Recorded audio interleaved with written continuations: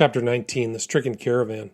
Not long after this adventure, the permanent way reached the boundary of the Kapiti Plains, where a station had to be built, and where accordingly we took up our headquarters for a week or two. A few days after we had settled down in our new camp, a great caravan of some 4,000 men arrived from the interior, with luggage and loads of food for a sick regiment, which was on its way down to the coast, after having been engaged in suppressing the mutiny of the Sudanese in Uganda. The majority of these porters were Basoga, but there were also a fair number of Baganda, people of Uganda, and of the natives of Yoro and various other tribes. Of course, none of these wild men of Central Africa had either seen or heard of a railway in all their lives, and they consequently displayed the liveliest curiosity in regard to it, crowding round one of the engines which happened to be standing at the station, and hazarding the wildest guesses as to its origin and use in a babble of curious native languages. I thought I would provide a little entertainment for them, so I stepped on the footplate and blew off the steam, at the same time sounding the whistle. The effect was simply magical. The whole crowd first threw themselves flat on the ground, howling with fear, and then, with heads well down and arms well spread out, they fled wildly in all directions. Nor did the stampede cease until I shut off steam and stopped the whistle. Then, their curiosity gradually overpowering them, very cautiously they began to return, approaching the locomotive stealthily as though it were some living monster of the jungle. Eventually, two of their chiefs summoned up courage enough to climb onto the engine, and afterwards thoroughly enjoyed a short run which I had to make down the line in order to bring up some construction material. Just after this caravan had moved on, we were subjected to some torrential rainstorms, which transformed the whole plain into a quaking bog and stopped all railway work for the time being. Indeed, the effect of a heavy downpour of rain in this sun-baked district is extraordinary. The ground, which is of a black subsoil, becomes a mass of thick mud in no time, and on attempting to do any walking, one slides and slips about in the slush in a most uncomfortable manner. Innocent-looking dongas, where half an hour previously not one drop of water was to be seen, come roaring torrents from bank to bank in an incredibly short time, while for many hours or even a few days the rivers become absolutely impassable in this land of no bridges. On this account it is the custom of the wise traveler in these parts always to cross a river before camping, for otherwise a flood may come down and detain him and his caravan on the wrong side of the stream for perhaps a week. Of course, when the rain ceases, the floods as quickly subside, the rivers and dongas dry up, and the country once more resumes its normal sun-cracked appearance. On leaving my tent one morning when work was at a standstill owing to the rain, I noticed a great herd of zebra about a couple of miles away on the north side of the railway. Now, it had long been my ambition to capture one of these animals alive, so I said to myself, here is my chance. The men could do nothing owing to the rain, and the ground was very boggy. So I thought if we could surround the herd judiciously and chase the zebra up and down from point to point through the heavy ground, some of them would soon get exhausted and we should then be able to catch them. I selected for the hunt a dozen fleet-footed Indians who were employed on the earthworks, and who at once entered with great zest into the spirit of the scheme. After having partially surrounded the herd, the half-circle of coolies began to advance with wild shouts, whereupon the zebras galloped madly about from side to side, and then did just what we wished them to do, made straight for an exceptionally boggy part of the ground, where they soon became more or less helpless. We singled out a few young ones and succeeded in running them to an absolute standstill, when we threw them down and sat on their heads until the other men came up with ropes. In this way we captured no less than 6. They were very wild and fractious, giving us a great deal of trouble in getting them along, but eventually we managed to bring them in triumph to the camp, where they were firmly secured. The whole expedition lasted little more than a couple of hours. 3 of the captured zebras I kept for myself, while the other three were given to the surfacing engineer, whose men had assisted in the hunt. 2 of my 3 unfortunately died very shortly after, but the third, a sturdy 2-year-old, flourished splendidly. At first he was exceedingly vicious, biting and kicking everyone who approached him. Indeed, he once planted both of his hind feet on my chest, but did me no serious damage beyond throwing me heavily to the ground. In time, however, he became very tame and domesticated, allowing himself to be led about by a rope and head collar, and would drink from a bucket and eat from my hand. He used to be left to graze, picketed by a long rope to a stake in the ground, but one afternoon on returning to camp I found, much to my annoyance, that he had disappeared. On making inquiry, I learned from my servants that a herd of wild zebra had galloped close by, and that this had so excited him, he managed to tear the picketing peg out of the ground, and so rejoin his brethren in freedom. Some few days after our successful sortie out against the zebra, the great caravan of Tsavo porters returned from the coast on their way back to their own country. But alas, with what a terrible difference in their appearance. All their gaiety and light-heartedness was gone, and the poor fellows were in a pitiable state. A frightful epidemic of dysentery had broken out amongst them, doubtless caused by their having eaten food to which they were entirely unaccustomed, their simple diet in their own homes consisting almost entirely of bananas, from which they also make a refreshing and stimulating drink. The ranks of the caravan were terribly decimated, and dozens of men were left dead or dying along the roadside after each march. It was a case of the survival of the fittest, as of course it was quite impossible for the whole caravan to halt in the wilderness, where neither food nor water was to be had. There was only one European with the party, and although he worked like a slave, he could do very little among such a number, while the Basoga themselves seemed quite indifferent to the sufferings of their comrades. 13 poor wretches fell out to die close to my tent. They were in the most hopeless condition and far too weak to be able to do anything at all for themselves. As soon as I discovered them, I boiled a bucketful of water, added some tins of condensed milk and the greater part of a bottle of brandy to it, and fed them with the mixture. Feeble cries for some of this nourishment were heartrending. Some could only whisper, "Buona, buona, master, master," and then open their mouths. One or two of them, indeed, could hardly even do this, and were so weak as to be unable to swallow the spoonful of milk which I put between their lips. In the end, 6 proved to be beyond all help and died that night, but the remaining 7 I managed to nurse to complete recovery in about a fortnight's time. As our camp was moved on, they were brought along from place to place on the top of the trucks, until finally they were well enough to resume their journey to Usoga, very grateful indeed for the care which we had taken of them. The day after I first found these stricken natives, I had arranged to ride on my pony for some miles in advance of the railway, in order to make arrangements for the building of a temporary bridge over the stony Athey River, a tributary of the Athey, and so called on account of the enormous numbers of stones in its bed and along its banks. I ordered my tent to follow me later in the day, and left directions for the care of the sick Basoga, as I knew I should be away all night. My road lay along a route taken by the home-returning caravan, and every 100 yards or so I passed the swollen corpse of some unfortunate porter who had fallen out and died by the wayside. Before very long I came up with the rear guard of this straggling army, and here I was to witness as of unfeeling and active barbarism as it can well be imagined. A poor wretch, utterly unable to go a step further, rolled himself up in his scarlet blanket and lay down by the roadside to die, whereupon one of his companions, coveting the highly colored and highly prized article, turned back, seized one end of the blanket, and callously rolled the dying man out of it as one would unroll a bale of goods. This was too much for me, so I put spurs to my pony and galloped up to the scoundrel, making as if to thrash him with my kiboko, or whip made of rhinoceros hide. In a moment he put his hand on his knife and half drew it from its sheath, but on seeing me dismount and point my rifle at him, he desisted and tried to run away. I made it clear to him by signs, however, that I would fire if he did not at once go back and replace the blanket round his dying comrade. This he eventually did, though sullenly enough, and I then marched him in front of me to the main camp of the caravan, some little distance further on.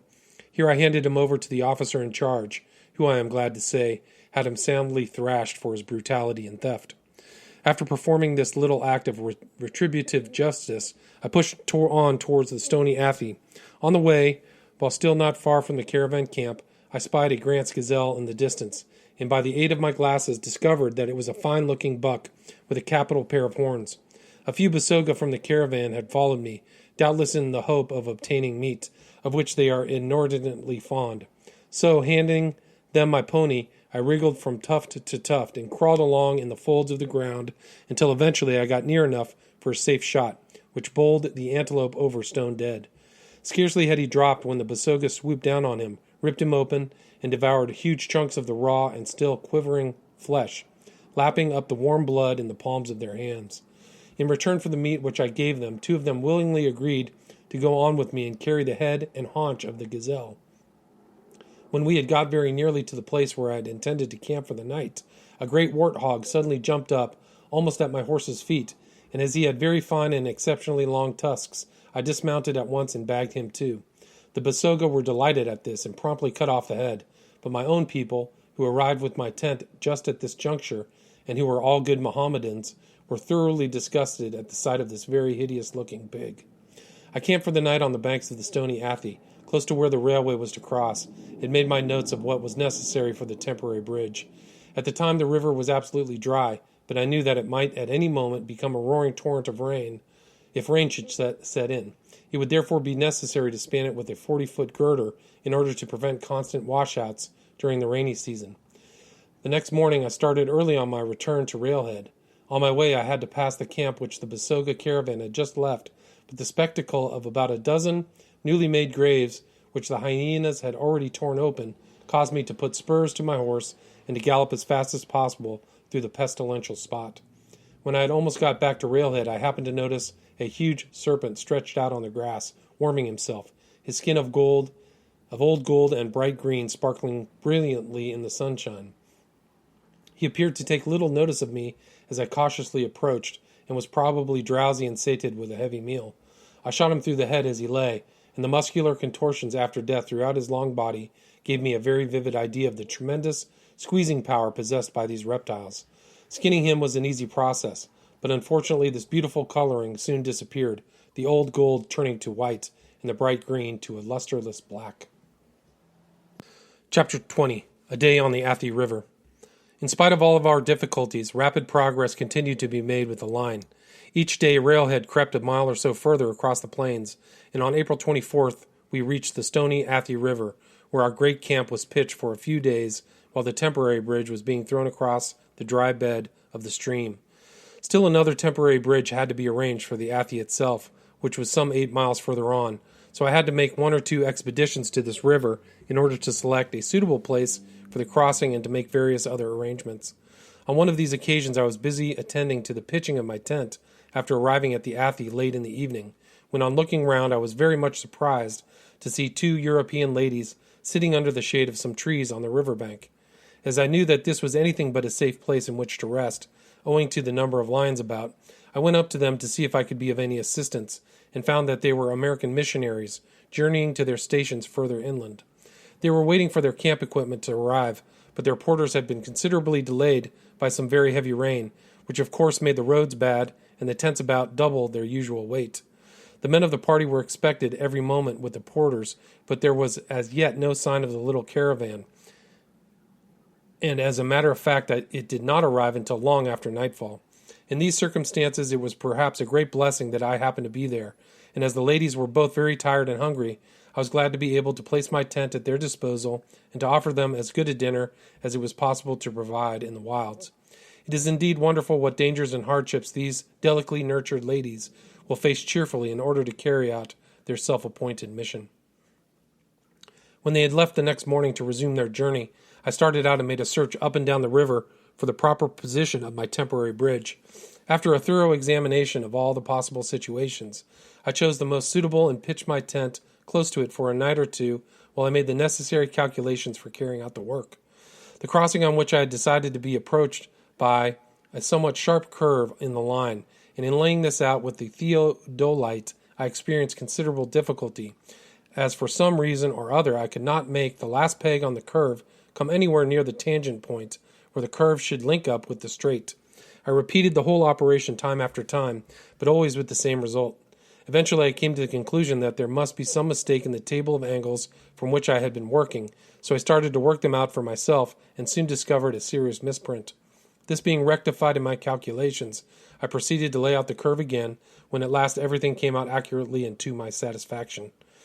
After I had pegged out this temporary diversion of the line, I thought I richly deserved a few hours' play, and accordingly determined to try my luck after lines upstream towards the source of the Athey. The river, which runs almost due north here, before taking a turn eastward to the Indian Ocean, forms part of the western boundary of the Athey Plains, and is fringed all along its course by a belt of thorny hardwood trees. In some places this fringe is quite narrow, while in others it is about 1/4 of a mile wide, with grassy glades here and there among the trees. Every now and again, too, the stream itself widens out into a broad stretch of water, nearly always covered over with tall reeds and elephant grass, while along the banks are frequent patches of stunted bushes, which struck me as very likely places for the king of beasts to sleep in after having drunk at the river. I had noticed that after having eaten and drunk well, a lion would throw himself down quite without caution in the first shady spot he came to. Of course, nothing except man ever disturbs him, and even of man, the lions in this part of the country had as yet no fear, for they had rarely, if ever, been hunted previous to my time. As I felt rather tired after my morning's work, I decided to use my pony in this expedition, although as a rule I went on foot. Mahina and a half a dozen natives to beat the belt of trees were to accompany me, and after a hasty lunch off, we started up the left bank of the river. I walked for some distance at first, partly because the ground was very stony, and partly because I thought a lion might suddenly bound out of some likely patches in front of the beaters. But after having gone about 6 miles in this way, without adventure of any kind, I decided to mount again. At this time the beaters were in line about 100 yards behind me, shouting and hallooing with all of their might as they advanced through the scrub and undergrowth, while I rode well to the flank so as to be ready for any emergency. Just as the men got up to a rather thicker piece of jungle than usual, I fancied I saw a movement among the bushes and pulled up suddenly to watch the spot, but did not dismount. The next moment out bounded a lioness, who raced straight across the open strip into the next patch of jungle, quickly followed by another. Throwing myself off my pony, I seized my rifle to get a shot at the second lioness as she galloped past, and was just about to pull the trigger when to my utter amazement out sprang a huge black-maned lion, making all haste after his mates. Before he could reach the furthest thicket, however, I fired and had the satisfaction of hearing the deep growl that tells of a serious hit. The beaters and I now advanced with great care, taking advantage of every bit of cover and keeping a sharp lookout for the wounded animal as we crept from tree to tree. Fully a quarter of an hour must have elapsed in this slow yet exciting search before one of the men, some 50 or 60 yards to my left and a little ahead of the line, called out that he could see the lion awaiting our approach, with his head just visible in a large bed of rushes only a short distance in front of where I then was. Almost at the same moment I found blood marks left by the wounded animal, leading apparently to a kind of gap in the bank of the river, which had evidently been worn down by a rhino going to and fro to drink. I accordingly made for this with the greatest caution, ordering all the men except Mahina to remain behind, and as noiselessly as possible I slipped from cover to cover in my endeavor to obtain a peep over the bank. I saw that it was of no use to attempt to climb a tree, as the overspreading foliage would have prevented me from obtaining any view ahead, so I continued my slow advance with a fast-beating heart, not knowing where the huge brute was and expecting every moment that he would charge out at me over the bank from his reedy refuge. Emboldened to a certain extent, however, by the fact that up until then I had heard no movement on the part of my enemy, I crept steadily forward, and at last, from the shelter of a friendly tree behind the bole of which I had hid myself, I was able to look over the bank, and there, not 20 yards from me, crouched the lion, luckily watching, not me, but the native who had first seen him, and who had directed me to where he was. I raised my rifle very cautiously, without making the slightest sound, and steadying the barrel against the trunk of the tree, and standing on tiptoe in order to get a better view, I fired plump at the side of his head. It was as if he suddenly had been hit with a sledgehammer, for he fell over instantly and lay like a log. On my calling out that the lion was done for, the beaters came running up shouting with joy, and although I warned them to be careful, as the two lionesses were probably still close at hand, they did not seem to care in the slightest, and in a twinkling had the dead lion lifted from the reeds onto the dry bank. Before I allowed anything further to be done, however, I had the patch of rushes thoroughly beaten out, but as no traces of the lionesses could be found, we commenced to skin my fine trophy. When this was about half done, I decided to let Mahina finish the operation, while I went on ahead to try my luck with either more lions or with any other game that might come my way. I followed up the river almost to its source, but no more lions crossed my path. Once indeed I felt convinced that I saw one, and gave chase to it with all my might as it rushed through the long grass, but a nearer view showed me nothing more than a huge warthog. As I wanted the tusks, which I noticed were very fine ones, I fired but only badly hipped him, so I ran up as fast as I could and at 10 yards fired again. This time I missed him entirely, and was puzzled to account for my failure until I looked at my backside and found that by some accident it had got raised, and that I had the 200-yard sight up. On rectifying this, another shot quickly put the wounded animal out of pain. Still, my day's sport was not yet over. While rambling back through the trees, I caught sight of a graceful-looking antelope in the distance, and on cautiously approaching closer, saw that it was an impala. My stalk was crowned with success, the beautiful animal being bagged without much trouble, and on reaching my prize, I was delighted to find that its horns were much above the average. On another occasion, I was fortunate enough to get a successful snapshot of an impala just after it had been shot by a friend, and the photograph gives a very good idea of what mine was like. As it was now growing late, I made all haste back to where I had left Mahina skinning the lion, but to my astonishment, he was nowhere to be seen. I fired several shots and shouted myself hoarse, all without response. The only conclusion I could come to was that he had returned to the camp at the temporary bridge. I accordingly pushed on, reaching home long after dark, and there I found Mahina safe and sound, with the lion's skin already pegged out to dry, so that I could not find it in my heart to give him the severe scolding he deserved for having returned without me. Next morning, I packed up my trophies and returned to my work at the railhead. On my way back, I happened to meet one of the other engineers, who called out, "Hello, I hear you have got a fine line." My thoughts being full of my adventures of the day before, I answered, "Yes, I did, but how on earth did you hear it?" "Oh," he said, "Reynolds told me." "Good heavens," I replied. "Why, he left before I shot it?" "Shot?" he exclaimed. "Whatever do you mean? Didn't you say I asked that you heard I had got a fine lion?" "No, no," was his reply. "A fine line for the temporary bridge over the river."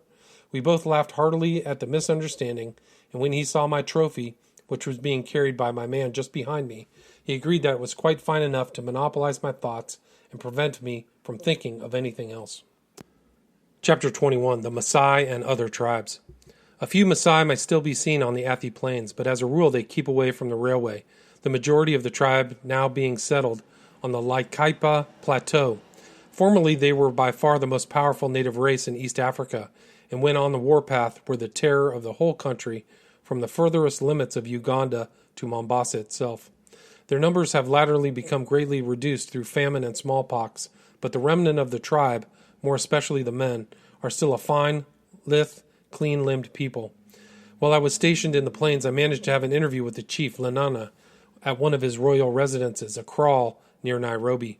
He was affability itself, presenting me with the spear and shield as a memento of the occasion, but he had the reputation of being a most wily old potentate, and I found this quite correct, as whenever he was asked an awkward question, he would nudge his prime minister to command him to answer for him.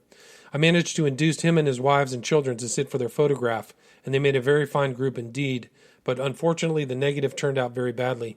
I also got Lanana's nephew and a warrior to engage in combat with the spear and shield, and made fine play with their long, keen blades, which more than once penetrated the opponent's shield. The Maasai have a wonderfully well-organized military system. The warriors, or El Morani, of the tribe must attend strictly to their duties, and are not allowed to marry or to smoke or drink until after their term of active service is completed.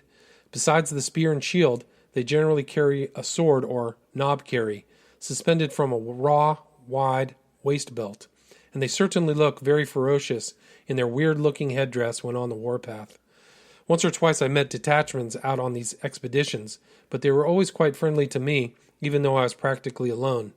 Before the advent of British rule, however, sudden raids were constantly being made by them on the weaker tribes in the country, and when a kraal was captured, all the male defenders were instantly killed with the spear, while the women were put to death during the night with clubs.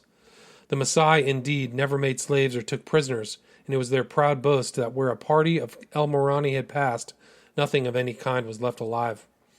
The object of these raids was, of course, to capture livestock, for the Maasai are not an agricultural people, and their wealth consists entirely of their herds of cattle, sheep, and goats. Curiously enough, they do not hunt game, although the country abounds with it, but live principally on beef and milk, and it is also a common custom for them to daily drink a pint or so of blood taken from a live bullock. As they thus live entirely on cattle, and as cattle cannot thrive without good pasture, it is not unnatural to find that they have a great reverence for grass. They also worship a supreme being, whom they call Ngai, but this term is also applied to anything which is beyond their understanding. Perhaps the most curious of the customs of the Maasai is the extraction of the two front teeth from the lower jaw. It is said that this habit originated at a time when lockjaw was very prevalent among the tribe, and it was found that if these teeth were pulled out, food could still be taken. This explanation seems scarcely satisfactory or sufficient, and I give it only for what it is worth. But whatever the reason for the custom, the absence of these two teeth constitutes a most distinctive identifying mark. I remember once being out with a Maasai one day when we came across the bleached skull of a long-defunct member of his tribe, of course easily recognizable as such by the absence of the proper teeth. The Maasai at once plucked a handful of grass, spat upon it, then placed it very carefully within the skull. This was done, he said, to avert evil from himself. The same man asked me, among many other questions, if my country was nearer to God than his. I'm afraid I was unable to conscientiously to answer him in the affirmative. Formerly, the Maasai used to spit in the face as a mark of great friendship, but nowadays, like most other native races, they have adopted our English fashion of shaking hands. Another very common custom among them is that of distorting the lobe of the ear by stretching it until it hangs down quite 5 or 6 inches. It is then pierced and decorated in various ways, by sticking through it a piece of wood 2 or 3 inches in diameter, or a little round tin canister, and by hanging to it pieces of chain, rings, beads, or bunches of brass-headed nails, according to fancy. Nearly all of the men wear little bells on their ankles to give notice of their approach, while the women are very fond of covering themselves with large quantities of iron or copper wire. Their limbs, indeed, are often almost completely encased within these rings, which I think must be very heavy and uncomfortable. But no Maasai woman considers herself a lady of fashion without them, and the more she possesses, the higher does she stand in the social scale. As a rule, the Maasai do not bury their dead, as they consider this custom to be prejudicial to the soil. The bodies are simply carried some little distance from the village and left to be devoured by birds and wild beasts. The honor of burial is reserved only for a great chief, over whose remains a large mound is also raised. I came across one of these mounds one day near Tsavo and opened it very carefully, but found nothing. Possibly I did not pursue my search deep enough into the earth. In general, the Maasai are an upright and honorable savage race, and it is a great pity that they are gradually dying out. More or less serfs of the Maasai are the Wa Nder Abo, who, unlike their overlords, are a race of hunters. They are seldom to be met with, however, as they hide away in caves and thickets and keep constantly moving from place to place following the game. Not long ago I saw a few of them in the neighborhood of the El Dama ravine, but these were more or less civilized, and the girls, who were quite graceful, had abandoned the native undress costume for flowing white robes. In the district from Nairobi to the Kidong River, and in the Kenya province, dwell the Wa Kikuyu, who are similar to the Maasai in build, but not nearly so good-looking. Like the latter, they use the spear and shield, though of a different shape. Their principal weapon, however, is the bow and poisoned arrow. They also frequently carry a rudely made 2-edged sword in a sheath, which is slung round the waist by a belt of raw hide. Their front teeth are filed to a sharp point in the same manner as those of nearly all the other native tribes of East Africa, with the exception of the Maasai.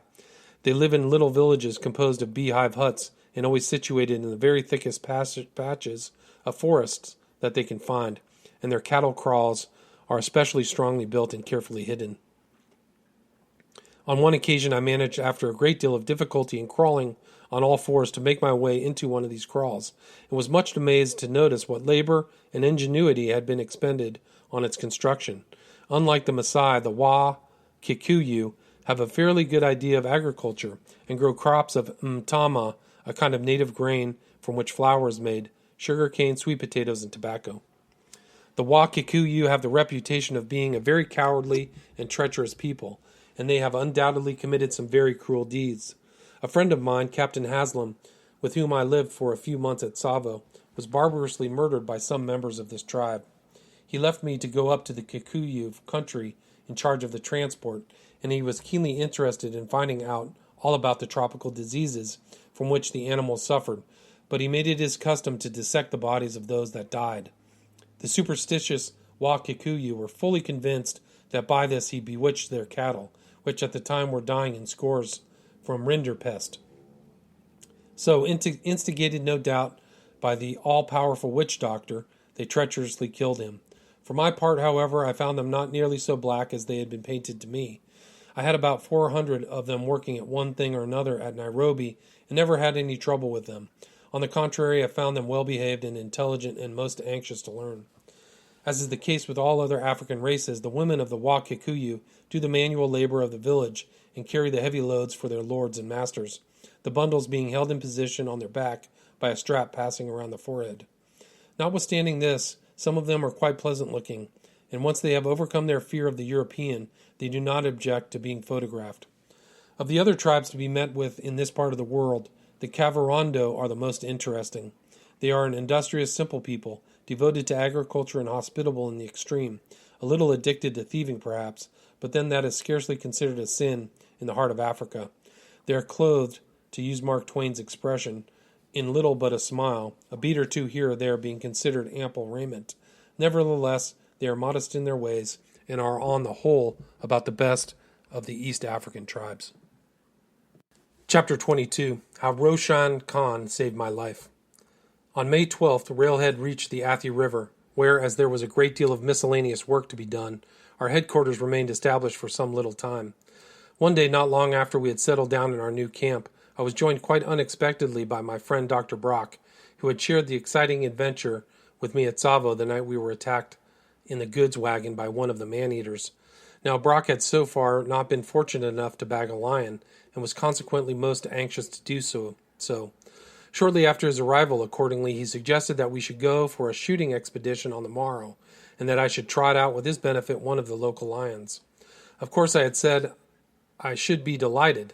I was always ready for a hunt when it was possible for me to get away, and as just at the time we were held up by the Athey River, I could manage a day off quite easily.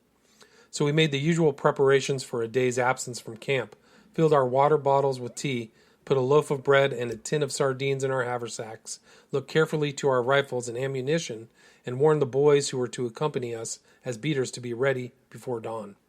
I decided to make a very early start, as I knew that the most likely place for lions lay some distance away, and I wanted to get there if possible by daybreak.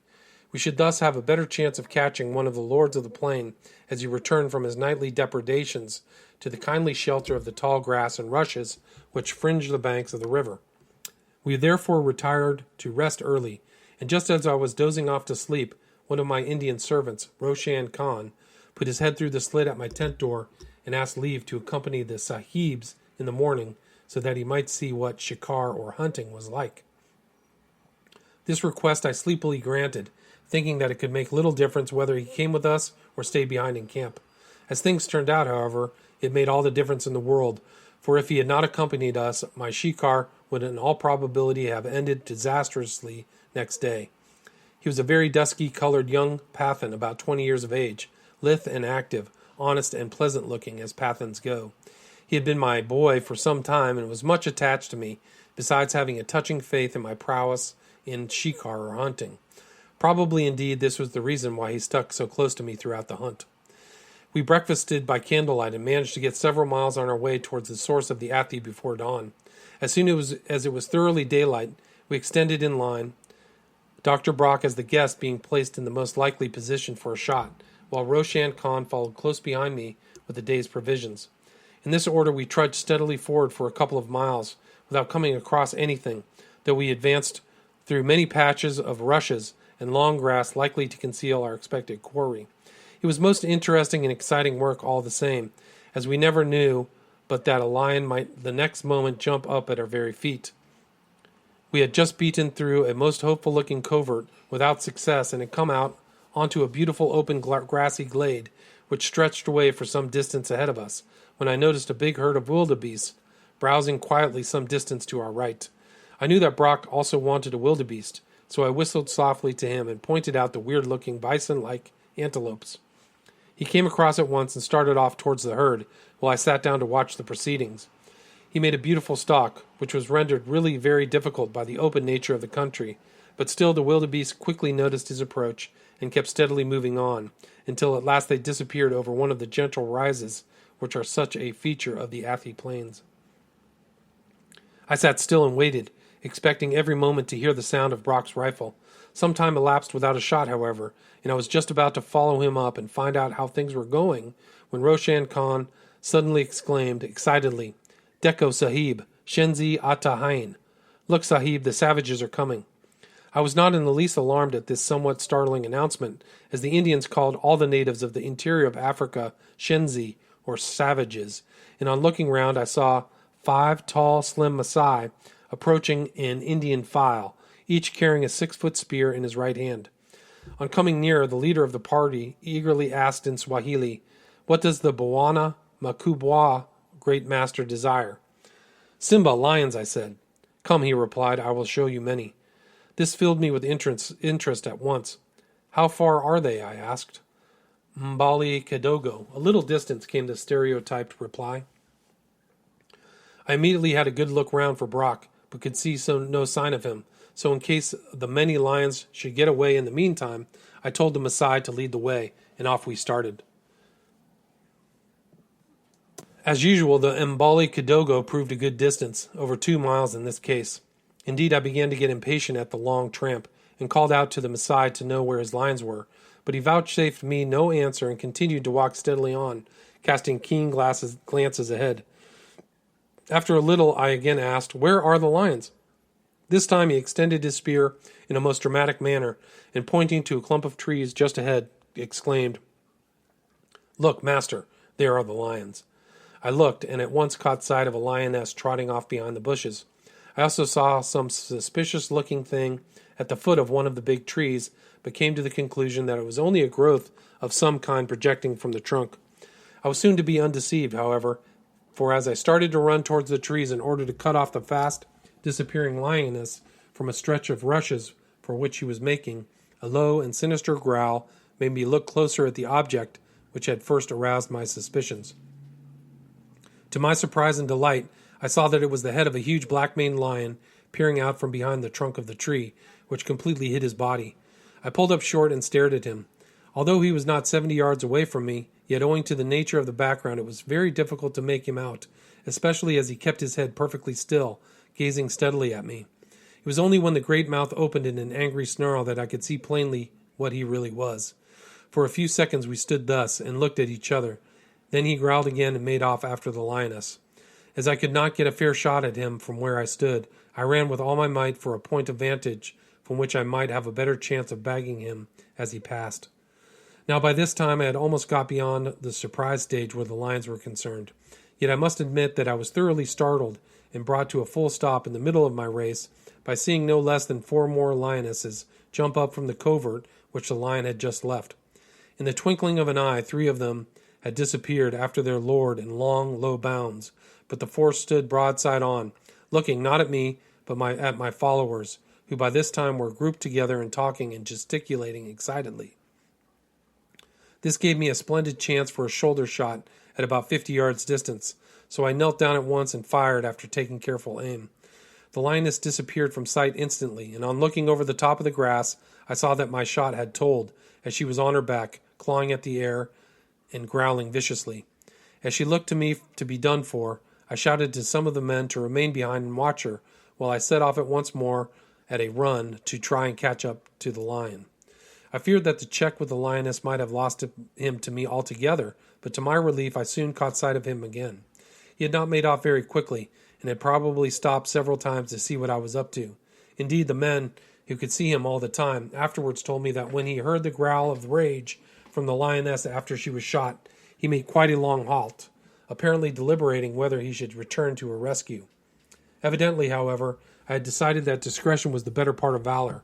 Fortunately, he was traveling leisurely, and I was delighted to find that I was gaining on him fast, but I still had to run about 200 yards at my best pace, which at an altitude of more than 5,000 feet above sea level leaves one very breathless at the end of it.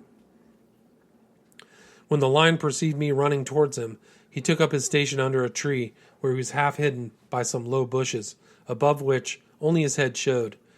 Here he stood, watching my every movement and giving vent to his anger at my presence in low, threatening growls. I did not at all like the look of him, and if there had been another tree close by, I should certainly have scrambled up to it and into safety before attempting to fire. As a matter of fact, however, there was no shelter of any kind at hand, so as I meant to have a try for him at all costs, I sat down where I was, about 60 yards from him, and covered his great head with my rifle. I was so breathless after my run, and my arms were so shaky, that it was all I could do to keep the sight on the fierce-looking target, and I thought to myself as the rifle barrel wobbled about, if I don't knock him over with the first shot, he will be out of these bushes and down on me like a greased lightning. And then I know what to expect. It was a most exciting moment, but in spite of the risk, I could not have missed it for the world. So taking a steady aim, as was possible in the circumstances, I pulled the trigger. Instantly the shaggy head disappeared from view, and such a succession of angry roars and growls came up out of the brushes that I was fairly startled, and felt keenly anxious to finish him off before he could charge out and cover the short distance which separated us. I therefore fired half a dozen shots into the bushes at the spot where I imagined he lay, and soon the growling and commotion ceased, and all was still. I was confident that the brute was dead, so I called up one of the men to stay and watch the place, while I again rushed off at full speed, jumping over such rocks and bushes as came in my way, to have a shot at a lioness that was still in sight. By this time my followers numbered about 30 men, and when one is hunting in these plains, natives seem to spring from nowhere in the most mysterious manner and attach themselves to one in the hope of obtaining some portion of the kill. By signal, I ordered them to advance in line on the thicket in which the lioness had just taken refuge, while I took up my position on one side so as to obtain a good shot when she broke covert. The line of natives shouting their native cries and striking their spears together soon disturbed her, and out she sprang into the open, making for a clump of rushes close to the river. Unfortunately, she broke out at a most unfavorable spot from my point of view, as some of the natives masked my fire, and I had consequently to wait until she got almost to the edge of the rushes. Whether or not I hit her then I cannot say. At any rate, she made good her escape into the reeds, where I decided to leave her until Brock should arrive. I now retraced my steps towards the spot where I had shot the lion, expecting, of course, to find the man I had told to watch him still on guard. To my intense vexation, however, I found that my sentry had deserted his post and had joined the other men of the party, having become frightened when left by himself. The result of his disobedience was that I now could not tell where lay the dead lion, or rather, the lion which I believed to be dead, but I had no intention of losing so fine a trophy, so I began a systematic search, dividing the jungle into strips and thus going over the whole place thoroughly. The task of finding him, however, was not so easy as might be thought. The chase after the lioness had taken us some distance from where I had shot him, and as there were numbers of trees about similar to that under which he fell, it was really very difficult a matter to hit upon the right place. At last one of the men sang out joyfully that he had found the lion, at the same time running away from the spot as hard as he ever could. A number of those nearest to him, both Indians and natives, had more courage or curiosity, and went up to have a look at the beast. I shouted to them that as I hurried along to be careful and not to go too near, in case by any chance he might not be dead. But they paid little heed to the warning, and by the time I got up, some half a dozen of them were gathered in a group at the lion's tail, gesticulating wildly and chattering each in his own language, and all very pleased and excited. On getting near, I asked if the lion was dead, and was told that he was nearly so, but that he still breathed. He was lying at full length on his side, and when I saw him at close quarters, I was more delighted than I can tell, for he was indeed a very fine specimen. For a moment or two I stood with a group of natives, admiring him. He still breathed regularly, as his flanks heaved with each respiration, but as he lay absolutely still, with all the men jabbering within a yard of him, I assumed that he was on the point of death and unable to rise. Possessed with this belief, I very foolishly allowed my curiosity to run away with my caution, and stepped round to have a look at his head. The moment I came into his view, however, he suddenly became possessed of a diabolical ferocity. With a great roar, he sprang to his feet, as if he were quite unhurt. His eyes blazed with fury, and his lips were drawn well back, exposing his tusks and teeth in a way I hope never to witness again. When this perilous situation was so unexpectedly developed itself, I was not more than 3 paces away from him. The instant the lion rose, all of the men fled as if the evil one himself were after them, and made for the nearest trees, with one exception, for as I took a step backwards, keeping my eye on the infuriated animal, I almost trod on Roshan Khan, who had still remained close behind me. Fortunately for me, I had approached the lion's head with my rifle ready, and as I stepped back I fired. The impact of the 30-30 bullet threw him back on his haunches just as he was in the act of springing. But in an instant he was up again and coming for me so quickly that I had not even time to raise my rifle to my shoulder, but fired point blank at him from my hip, delaying him for a second or so as before. As he was up again like lightning, and again at the muzzle of my rifle, and this time I thought that nothing on earth could save me, I was almost within his clutches. Help came from an unexpected and unconscious quarter, for just at this critical moment Roshan Khan seemed all at once to realize the danger of the situation, and suddenly fled for his life, screaming and shrieking with all his might. Beyond all question, this movement saved me, for the sight of something darting away from him diverted the lion's attention from me, and following his natural instinct, he gave chase instead to the yelling fugitive. Roshan Khan having thus unwittingly rescued me from my perilous position, it was now became my turn to do all I could to save him, if this were possible. In far less time than it takes to tell the story, I had swung around after the pursuing lion, leveled my rifle and fired, but whether because of the speed at which he was going, or because of my over-anxiety to save my boy, I missed him completely and saw the bullet raise the dust at the heels of a flying Maasai. Like lightning, I loaded again from the magazine, but now the lion was within a spring of his prey, and it seemed hopeless to expect to save poor Roshan Khan from his clutches. Just at this moment, however, the terrified youth caught sight of the brute over his left shoulder and providentially made a quick swerve to the right. As the lion turned to follow him, he became broadside to me, and just as he had Roshan Khan within striking distance and was about to seize him, he dropped in the middle of what could otherwise assuredly have been the fatal spring, bowled over with a broken shoulder. This gave me time to run up and give him a final shot, and with a deep roar, he fell back full length on the grass, stone dead. I then looked round to see if Roshan Khan was all right, as I was not sure whether the lion had succeeded in mauling him or not. The sight that met my eyes turned tragedy into comedy in an instant, and made me roar with laughter. Indeed, it was so utterly absurd that I threw myself down on the grass and rolled over and over, convulsed with uncontrollable mirth. For there was Roshan Khan, halfway up a thorn tree, earnestly bent on getting to the very topmost branch as quickly as he could ever climb. Not a moment, indeed, was he able to spare to cast a glance at what was happening beneath. His puggaree had been torn off by one thorn and waved gracefully in the breeze. A fancy waistcoat adorned another spiky branch, and his long white cotton gown was torn to ribbons in his mad endeavor to put as great a distance as possible between himself and the dead lion.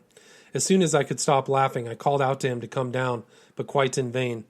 There was no stopping him, indeed, until he had reached the very top of the tree, and even then he could scarcely be induced to come down again. Poor fellow, he had been thoroughly terrified, and little wonder. My followers now began to emerge from the shelter of the various trees and bushes where they had concealed themselves after their wild flight from the resuscitated lion, and crowded round his dead body in the highest spirits.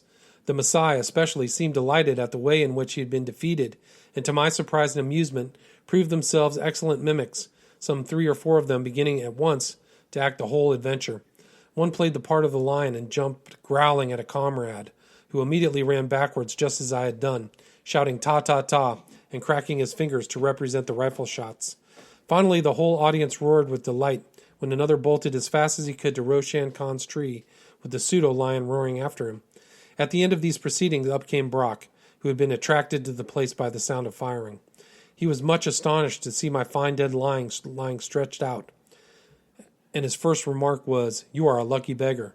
Afterwards, when he heard the full story of the adventure, he rightly considered me even more lucky than he had first thought. Our next business was to go back to the lioness, which I had first shot and left for dead.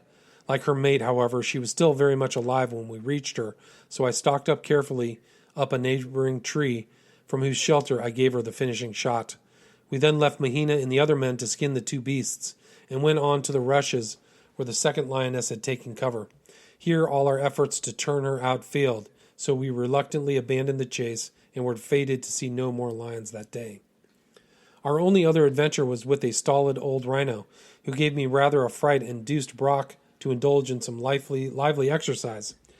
Separated by about 100 yards or so, We were walking over the undulating ground a short distance from the river when, on gaining the top of a gentle rise, I suddenly came upon the ungainly animal as it lay wallowing in a hollow. It jumped to its feet instantly and came for where I stood, and as I had no wish to shoot it, I made a dash for cover round the knoll. On reaching the top of the rise, the rhino winded my companion and at once changed its direction and made for him. Brock lost no time in putting his best pace in an endeavor to reach the shelter of a tree which stood some distance off, while I sat down and watched the exciting race. I thought it would be a pretty close thing, but felt confident that Brock, who was very active, would manage to pull it off. When he got about halfway to the tree, however, he turned to see how far his pursuer was behind, and in doing so put his foot in a hole in the ground, and to my horror fell head over heels, his rifle flying from his grasp. I expected the great brute to be on him in a moment, but to my intense relief the old rhino stopped dead when he saw the catastrophe which had taken place, and then, failing, I suppose, to understand it, suddenly made off in the opposite direction as hard as he could go. In the meantime, Brock had got to his feet again, raced for dear life to the tree without ever looking round. It was a most comical sight, and I sat on the rise, and for the second time that day laughed till my sides ached.